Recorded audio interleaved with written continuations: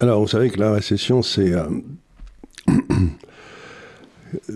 bon, c'est une baisse de l'activité qui est pendant 2 trimestres de suite devient négative, etc. Et il y a un bureau aux États-Unis, qui est le National Bureau of Economic Research, qui est chargé de dire on est en récession ou on a été en récession. Et en fait, ils le font souvent avec pas mal de retard. Donc, très souvent, quand ils annoncent que la récession est là, elle est déjà finie presque. Ouais. Donc, pour l'instant, ils n'ont rien dit. Ça, c'est la première des choses. Il n'y a pas de... Donc, ce que j'essaie de dire, c'est que il peut y avoir des ralentissements économiques qui se sont passés et ça n'a pas été décrété une récession, quoi. C'est pour eux, il y a un côté subjectif dans être une récession ou pas. C'est eux qui décident. Bon, c'est comme ça.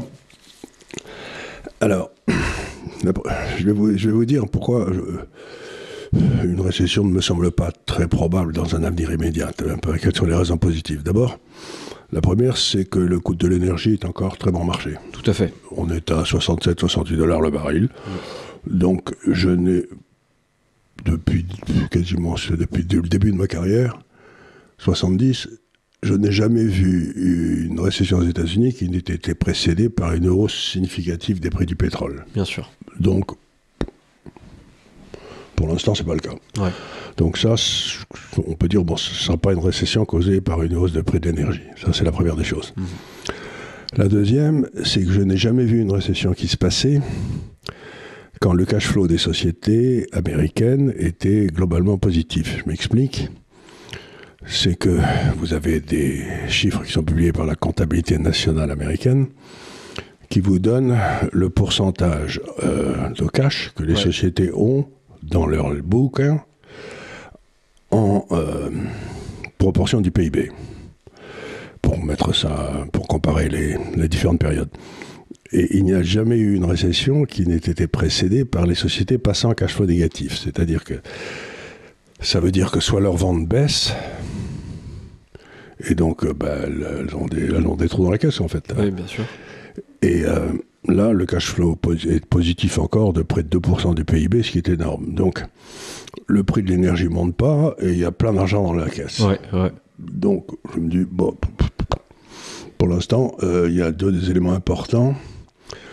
Le troisième élément que je remarque, que je regarde toujours, c'est quand une récession arrive, il y a quelque chose qui se passe toujours, mais toujours à chaque fois, c'est que vous avez le taux des emprunts sur les obligations du secteur privé, vous savez, les corporate bonds, comme on dit, les obligations du secteur privé, et puis vous avez le taux des emprunts sur l'État. Oui. Si vous prenez la même duration, 10 ans, pour les deux, de façon à ne pas avoir une différence qui serait due au temps, eh bien, quand une récession arrive, vous voyez le rendement des obligations sur les obligations du secteur privé qui monte beaucoup par rapport au secteur public. Parce que vous dites qu'il y a un certain nombre des obligations du secteur privé qui sont en récession qui vont faire faillite. Oui. Donc, c'est plus risqué. La prime de risque augmente très fortement.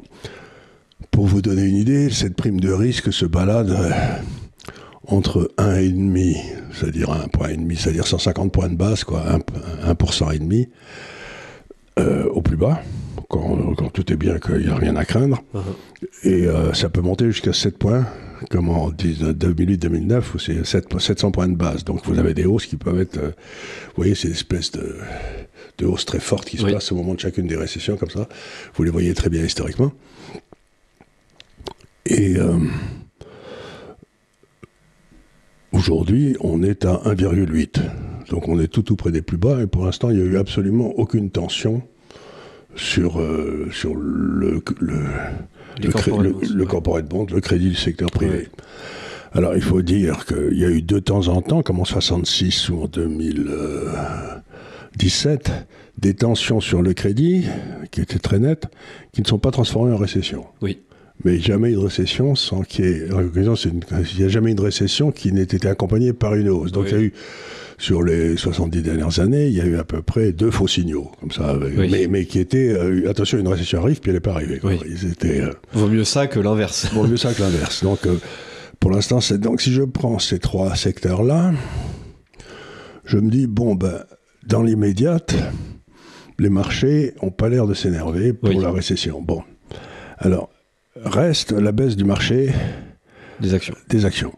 Alors la baisse du marché des actions qui est réelle, oui, mais qui est due en grande partie au dégonflement de cette espèce de bulle qui avait eu lieu sur l'intelligence artificielle. Oui. Parce que ce que croyaient la plupart des gens, c'est que l'intelligence artificielle allait être un endroit où les États-Unis allaient pouvoir déployer à nouveau leur pouvoir oligopolistique, un petit peu comme dans les médias, vous savez, avec Et puis, on se rend compte que non, il n'y a pas que les États-Unis qui font de l'intelligence artificielle. La Chine vient de sortir un deuxième moteur de recherche qui est encore meilleur que le précédent et qui est meilleur que les Américains, mais en étant beaucoup moins cher. Et ils travaillent très très vite et il semble que d'ici quelques temps, ils vont peut-être pouvoir mettre ces moteurs de recherche non pas sur des gros ordinateurs, mais directement sur votre PC, quoi, comme sur celui-là, quoi. Donc ça veut dire que on n'est pas du tout dans une situation de rente monopolistique qui allait se créer au profit des États-Unis. Ouais. On est dans un machin où la concurrence, ça va faire rage et vous ne savez pas du tout qui va gagner. Ouais. Parce que les Français développent aussi d'autres trucs. Enfin, tout le monde est en train de développer son truc dans son coin. Bien sûr. Et il suffit d'une équipe de mecs un peu brillants et qui essayent de faire le plus avec le moins et ils peuvent abattre des citadelles. C'est ma fameuse histoire. La plupart des grandes inventions se font dans une arrière-cuisine, quoi, avec un type qui est tout seul et qui... puis ça change le monde. Donc, je me dis, ce qui se passe, c'est qu'il y a eu une bulle, que cette bulle est probablement en train d'exploser, et que, mon Dieu, il y avait des trucs qui étaient trop chers, et ça va se péter la gueule, donc, il me semble que les gens... Maintenant, les gens font trop la relation entre baisse du marché des actions et baisse de l'activité économique automatiquement. Oui.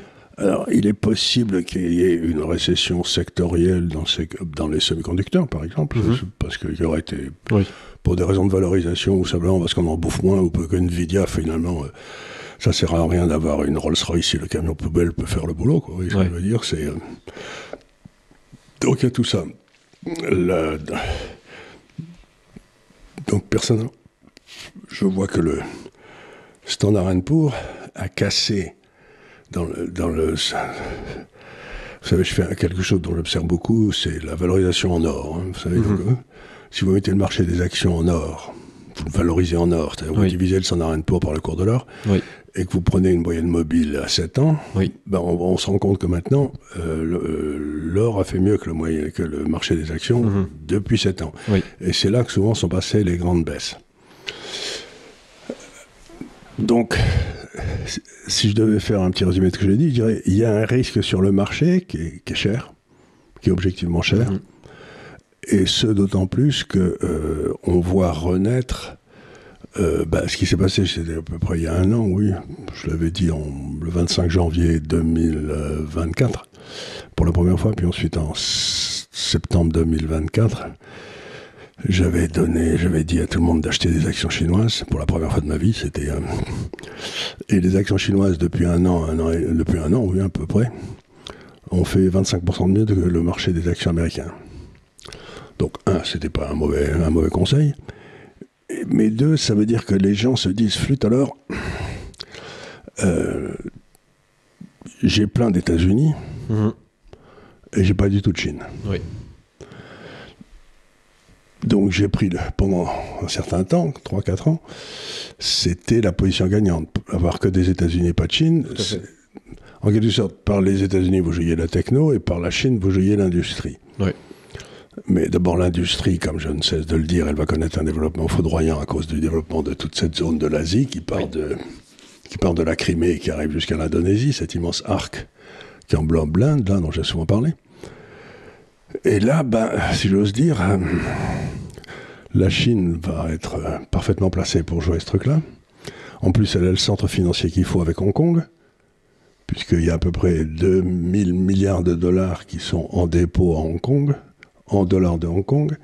C'est-à-dire que si la Chine veut maintenant fournir des crédits à l'Inde, elle peut les fournir en dollars de Hong Kong, ce qui ne gênera pas l'Inde du point de vue politique, oui, puisque c'est comme du dollar américain. Oui, c'est le même principe. Ouais. Donc pour moi, ce qui est en train de se passer, c'est pas tellement une récession, mais c'est un rétablissement. Un rééquilibrage. Un rééquilibrage des vraies forces économiques. C'est-à-dire qu'on a totalement sous-estimé la Chine et on a totalement surestimé les États-Unis.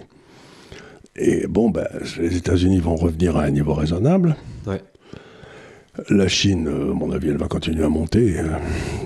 S'il y a une chose qui est visible, c'est ça. Dans mon jargon à moi, je dis que, quand je fais toutes mes mesures, je dis que la Chine est rentrée dans ce que j'appelle un boom déflationniste. Vous savez, c'est le cadran en bas à droite des 4 cadrans, là. C'est-à-dire le machin dans lequel, il faut bourrer comme une bête, quoi. Oui.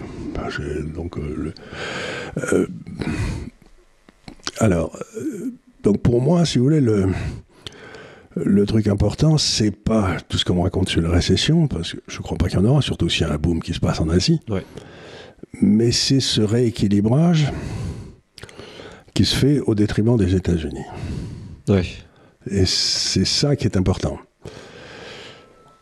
Et donc, récession pour l'instant, j'ai pas les éléments pour me prononcer, mais en tout cas, moi je la vois pas arriver. Il semblerait pas, ouais. Il semblerait pas. Par contre, le basculement d'un marché à l'autre, oui, ça c'est beaucoup plus important. Et alors, maintenant, pourquoi la question, c'est ça maintenant.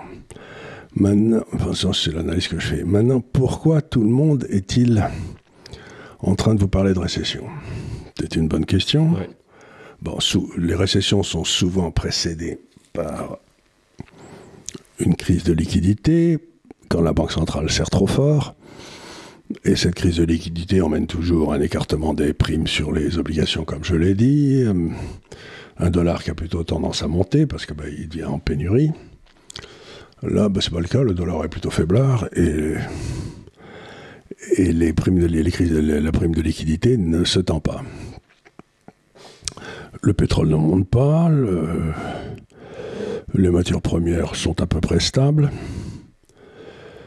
Donc pourquoi tout le monde veut-il avoir une récession? Je crois que ça a beaucoup à voir avec Trump. Oui, tout à fait. Psychologiquement. C'est-à-dire que la quasi-totalité de la presse, mettons pour être clair, n'est pas vraiment trumpiste.